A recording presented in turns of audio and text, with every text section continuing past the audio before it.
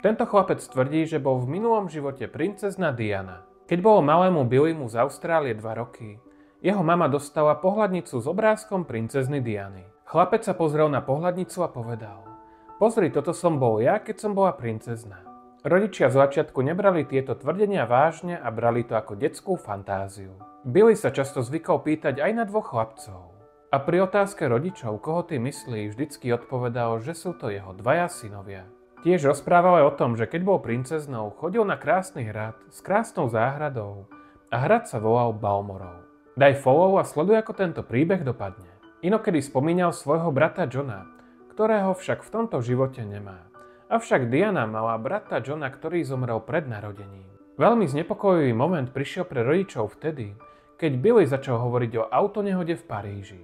A hovoril: "Bol som svetlom a potom som už nebol princeznou." Čo myslíš, je to náhoda alebo ide o reinkarnáciu?